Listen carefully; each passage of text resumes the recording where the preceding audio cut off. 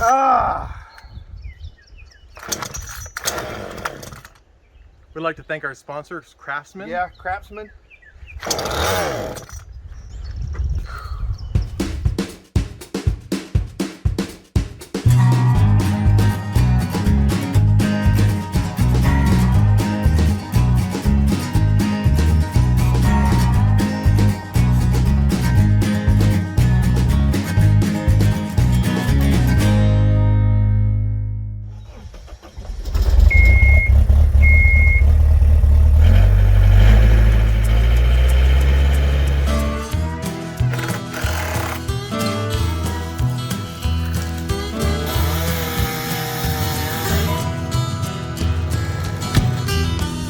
Morning, folks.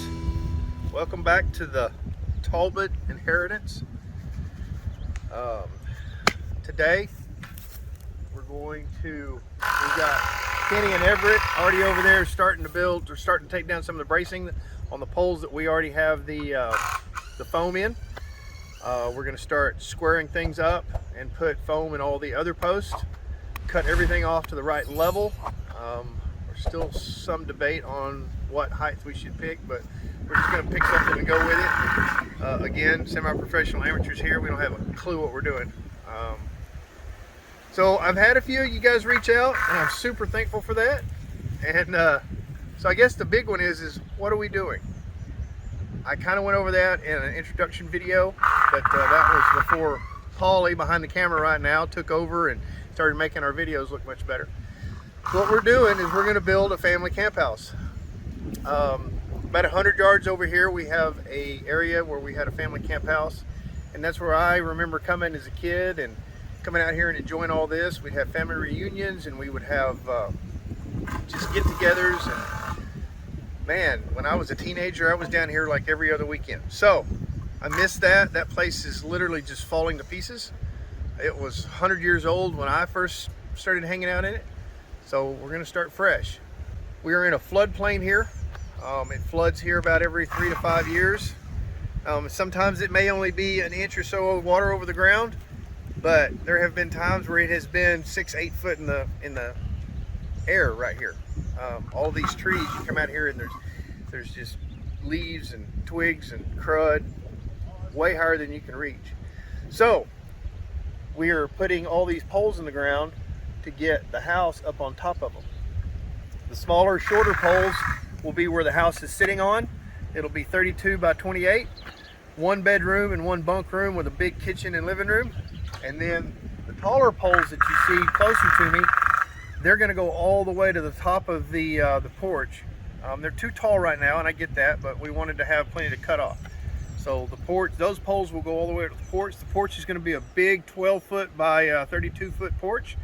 So we get snorers or stuff, we can put them out on the porch and let them sleep on a cot or a hammock or something like that.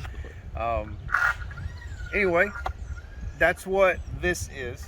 The property, my mother left it to me, her mother left it to her, and my grandmother's father, which is my great-grandfather, left it to her. So I'm 4th generation. Rooster there will be 5th generation of having this piece of property. It's just one section of the original homestead. It's somewhere between 250 and 300 acres. I don't know exactly what it is. There's some confusion in the way it's all written out, but anyway, it's more than enough for what I need. We have this section down here next to the water that is absolutely gorgeous. Talbot Lake. Again, my great-grandfather was Thomas Walpole Talbot, and the lake is named after him. So one of the other questions was, what are we doing with the foam? The foam we're using is it's called post-fix foam. I explained that, I think, in the last video. And it's an expanding foam made specifically for setting posts in the ground. The guy that gave us the poles recommended that. Watched a lot of other videos on that, and the amount of force that it puts against the side of the hole, and then dirt on top of it makes it a lot harder to pull out than non. So that's what she said. Sorry, I think Everett's probably the most mature of us out here. He's got his Where's Waldo shirt on today. Yeah. Don't get lost. But anyway, come along, join us. We're getting some subscribers now, and we sure appreciate y'all. We've been told that we need to set up a where you can donate money. I don't even know what it's called. GoFundMe. Thank you. So we're going to set up a GoFundMe. If you're interested in that, $1 helps. So hang out, enjoy. We're going to have another time lapse going while we get all these poles set and cut off. I know Paulie here wants to walk around and take some B-roll footage. So we're just here enjoying a beautiful day and having fun with friends and see what we can make happen.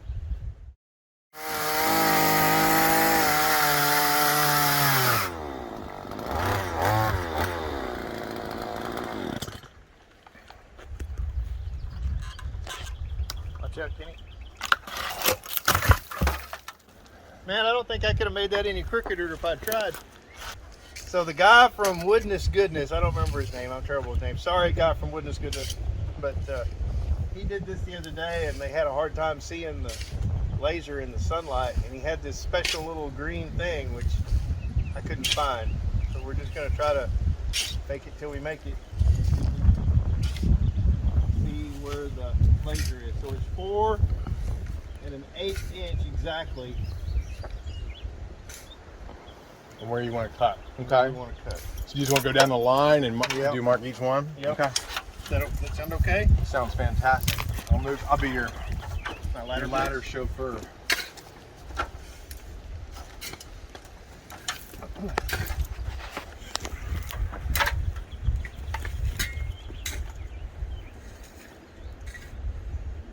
Yep, I can't see it at all. Is it on? Oh. It's on.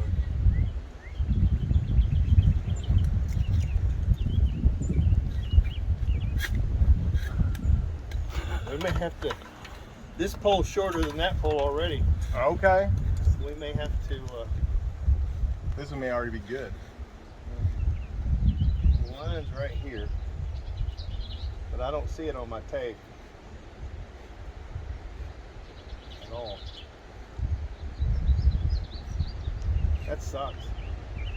Oh, there it is. Your shoulder's not in the way, is it? No, I see it. But we're like 8.5 inches there. Okay.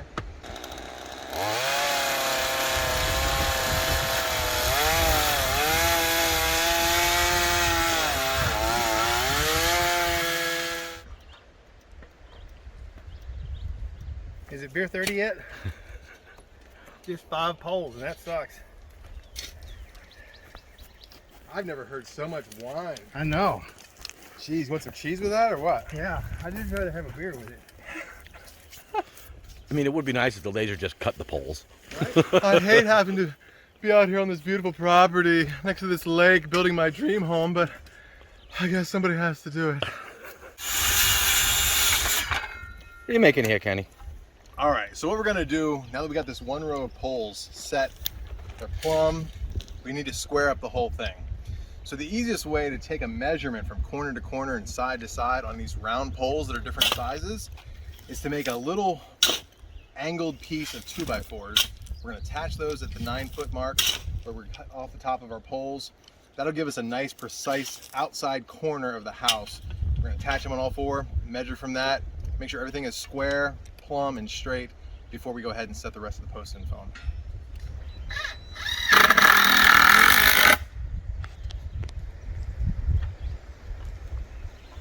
All right, first corner.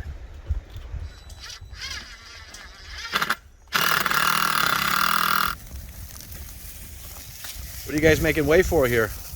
We got to clear out some of the yard so that Kenny's got a big, I think, Class A motorhome. So we're trying to clear out his driveway so he can get his, he's got a construction trailer and his camper, his RV. So we just want a nice, easy way to pull in and have a yard to park in. So it'll take a little bit of work to get rid of some of the cactus and stuff, but he'll have a nice, beautiful front row view. All right, Everett. You need to tilt the bucket a little bit for me.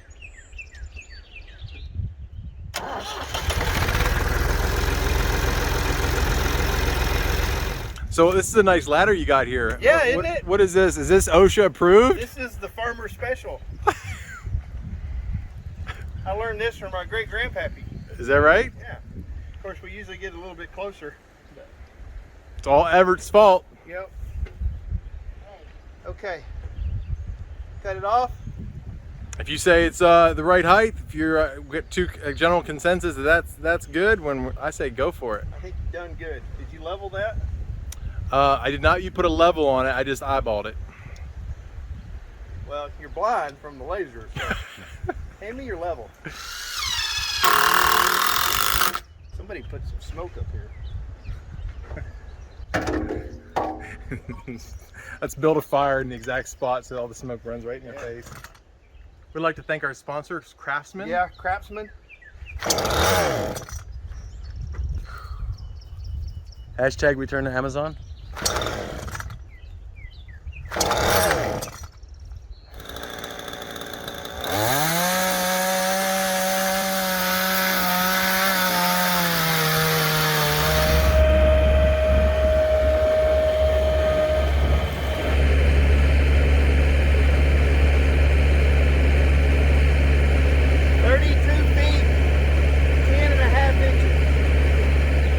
So after taking a look at these measurements here, we've determined that this pole here needs to be moved out 1.5 inches this way and 2 inches this way. That should get us all of our measurements close to sitting square and straight. But right there looks like it's pretty freaking close to being in line with the other pole. Let's try right there.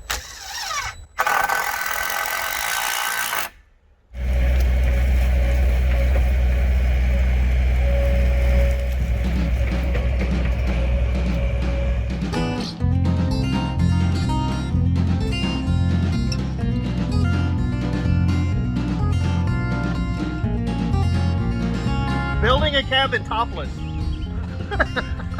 Why do you got a stripe on the top of your head? From my cap. How's that for the title of the YouTube video? That's what gets all the views.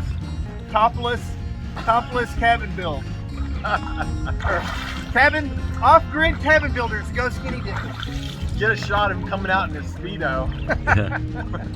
He says Oh my God. Well, then what are you so scared of? If you got Get out here, you pee on yourself, and it's good. That's what I already That's what, you know why he said that? Because he's peeing on himself right now. No, I pee on you. Oh man, I went through a warm pocket. Is that you? Yeah.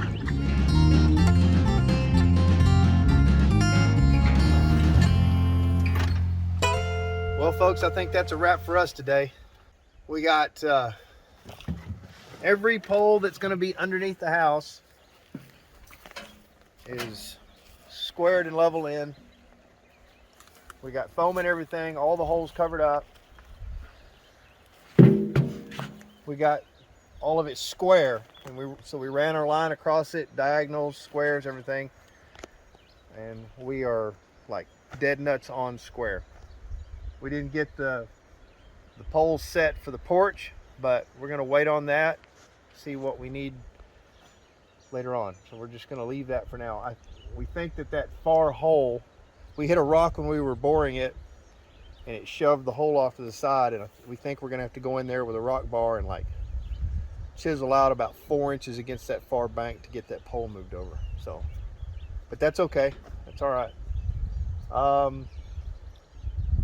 Next time we come, I bought one of those Alaskan chainsaw mill things that little attachments you put on your chainsaw and run down a telephone pole or a log. And we're gonna start doing that at the shop in town. And we got to get a couple more poles from Mark, our friend at AEP.